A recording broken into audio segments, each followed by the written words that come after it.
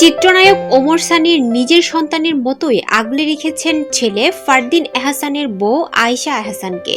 আর তা দেখে আবেগী আয়েশা এহসানের মা রুকসানা নাসরিন। কিছুদিন আগেই জন্মদিন গেল রূপালী পর্দার একসময় জনপ্রিয় নায়ক ওমর সানির। আর তার জন্মদিন উপলক্ষে উইশ করতে গিয়ে আবেগী কথা বললেন ফারদিনের শাশুড়ি রুকসানা। তিনি ওমর সানির উদ্দেশ্যে বলেন, শুভ জন্মদিন ওমর সানি ভাই।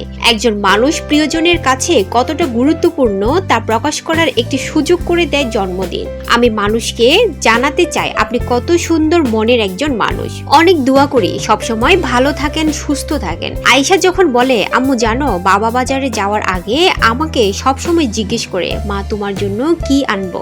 এত দূরে থেকে যখন শুনি আপনি এইভাবে খেয়াল রাখেন আয়েশার, ঠিক কি পরিমাণ দোয়া আসে আপনার জন্য লিখে প্রকাশ করতে পারবো না। দোয়া করি এইভাবে সারা জীবন পরিবারের সবাইকে আগলে রাখেন।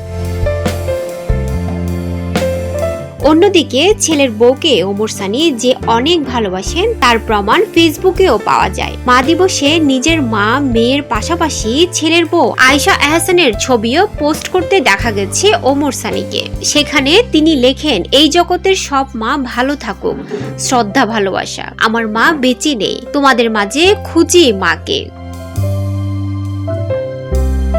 কোনো অনুষ্ঠানে গেলেও ছেলে মেয়ে সহ উপস্থিত হন ওমর সানি। আবার অভিনেত্রী মৌসুমীও ছেলের বউকে অনেক আপন করে নিয়েছেন। মা দিবসে নিজের মা ও শাশুড়ি মৌসুমীকে নিয়ে আবেগঘন স্ট্যাটাস দেন আয়েশা এহসান। সেখানে তিনি তাদেরকে আয়েশার জীবনে শক্তিমান নারী হিসেবে উল্লেখ করেন।